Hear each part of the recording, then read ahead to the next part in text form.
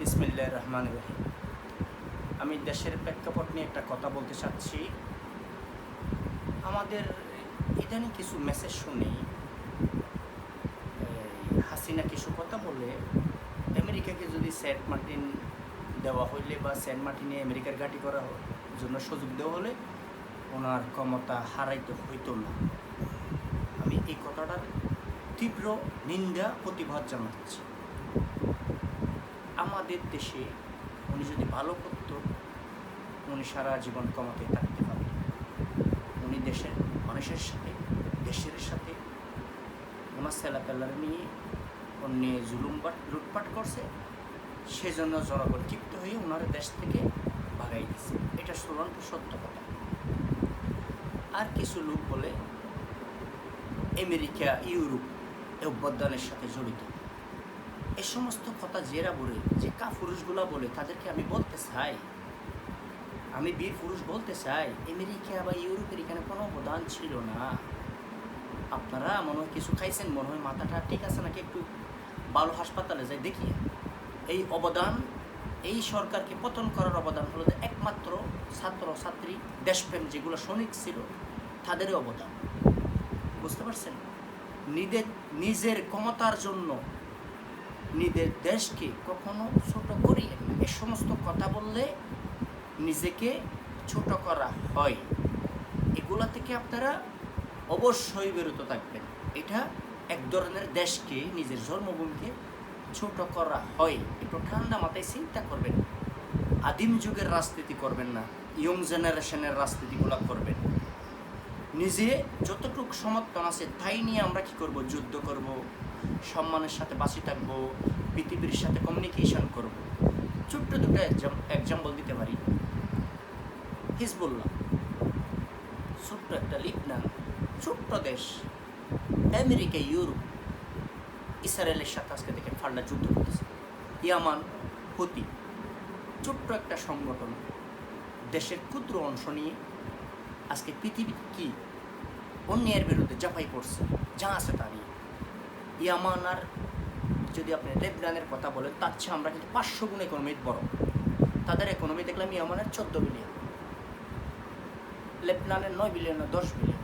আমাদের economy 460 billion. PPP 1.5 ট্রিলিয়নের উপরে।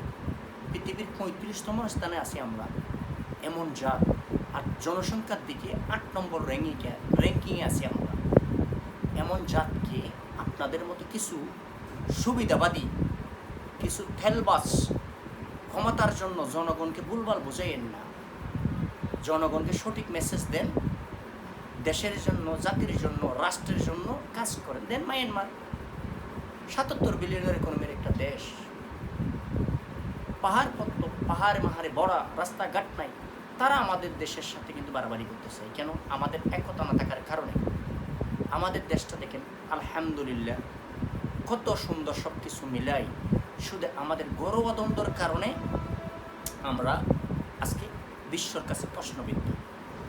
তোমরা, আমি লম্বা বাড়াইতে চাচ্ছি না। আমরা দেশের জন্য, জাতির জন্য, রাষ্ট্রের জন্য কাজ করি। আপনারা আমাদের যেগুলো অবহেলিত আছে দেশে, যেগুলো অত্যন্ত দরিদ্র নিচে বসবাস করতেছে, তাদের জীবন জীবিকা নিয়ে, যেমন ডক্টর মোহাম্মদ একটা উদ্যোগ নিয়েছিল, এমন উদ্যোগগুলো নিয়ে আমরা কী করি? দেশ জাতির কল্যাণের জন্য কাজ করি। এটা আমাদের জন্য অত্যন্ত শক্তিশালী হইতে পারবো। দেখেন, সম্মানিত হওয়ার জন্য বেশি কিছু লাগে না। আজকে দেখেন নর্থ কোরিয়া, কী ইকোনমি তাদের, পৃথিবী তাদের সাথে কথা বলার সময় অবশ্যই কি 10 বার চিন্তা করি। ইরান, খনিজ সম্পদ আছে, তাও আমাদের সে ইকোনমি বেশি বড় না। কত শক্তিশালী বা কত সম্মানের সাথে তারা কথা বলে। পাকিস্তান আমাদের চেয়ে একটু পিছিয়ে ইকোনমি, সেনাবাহিনীর দিকে একটু আগে, তাদেরকে পৃথিবীর সম্মান করে। আমরা সব দিকে এত আগে থাকার পরও গৌরবদ্বন্দ্বর কারণে, শুধু নিজের শেয়ার টিকে রাখার কারণে আজকে আমরা কিন্তু প্রশ্নবিদ্ধ। আল্লাহর ওয়াস্তে আপনারা নিজের স্বার্থ, নিজে বড় না হওয়ার জন্য শুধু নিজের ছেলে মেয়েগুলো আমেরিকা, লন্ডন পড়াইবেন, সেক্টরের ভিতরে বসবাস করবে, BMW, মার্সিডিজ চালাইবে, এসির বাতাস খাবে, এই চিন্তা না করি পুরা দেশ টেকনাফ থেকে তেঁতুলিয়া, রূপসা থেকে পাতুরিয়া, এসব 18 কোটি যে বাঙালি, আমরা এক মায়ের সন্তানের মতো করে যদি আমরা একটু মনোযোগ হয়ে যদি দেশের জন্য কাজ করি, পৃথিবীর কোনো শক্তি নাই আমাদেরকে দমাই রাখতে পারবে।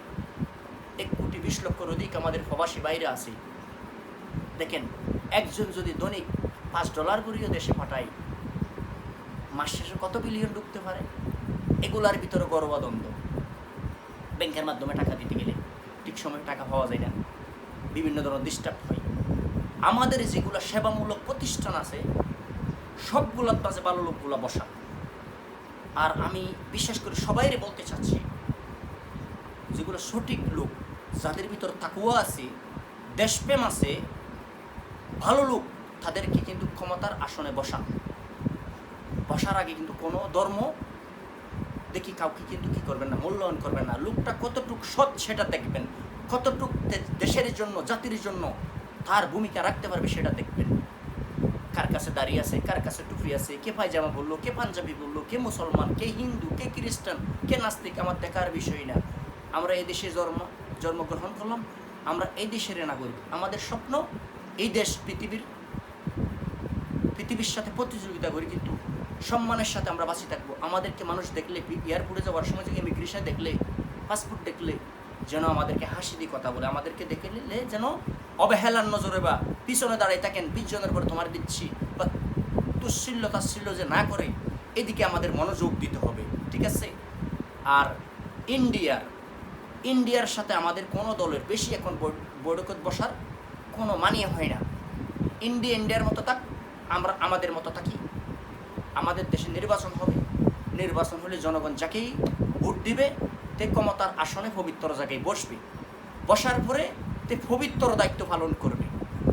ইন্ডিয়া কখনো বাংলাদেশের প্রভাব কাটাই কিন্তু কাউরে সরকার বানাইতে পারবে না। ইউরোপ, আমেরিকা কখনো প্রভাব কাটাই বাংলাদেশে কাউরে বসাইতে পারবে না। বাংলাদেশে ক্ষমতা থেকে তাড়ি দেওয়ার মালিক কিন্তু আমরা, ক্ষমতায় বসার মালিক কিন্তু, বোর্ডের মালিক কিন্তু আমরা। সেদিকে মনোযোগ রাখি, দেশের জন্য, জাতির জন্য কাজ করেন। আর বিদেশি বাইরা যেগুলো যায় লোন নেওয়ার জন্য ব্যাংকে থেকে টাকা গেলে দেখি জায়গার দলিল পত্র চাই। একটা দেশের নাগরিক পাসপোর্ট, তার আইডি কার্ড, তার গার্জিয়ান থাকলে হইল, তে জায়গার কতিয়ান বললে কয়জনের কাছে আমি প্রশ্ন করতে চাই জায়গার কতিয়ান থাকে? এটা এক ধরনের হ্যারাসমেন্ট।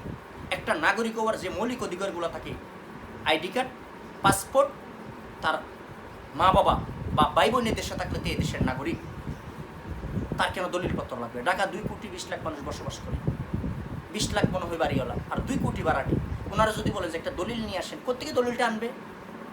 দলিলের দিকে দিবেন না, দলিলের কোনো ফ্যাট দিয়ে কখনো নাগরিককে বিভক্ত করবেন না। একটা সিস্টেমের ভিতরে লোন দিবেন। লোন দেওয়ার সময় যে ব্যাংকে লোন দিবে, প্রবাসী কল্যাণ ব্যাংক বা আদার ব্যাংক, উনি অবশ্যই কী করবে, সেই জায়গায় ওনার একটা মেয়ে বা ছেলে প্রবাসী অ্যাকাউন্ট করবে। বিদেশ থেকে রিমিটেন্স পাঠালে অ্যাকাউন্টের মাধ্যমে পাঠাবে, সেখান থেকে যেটা সরকার থেকে লোন দেওয়া হবে তাকে বিদেশ যাওয়ার জন্য, সেটা কাটিয়ে নিবে।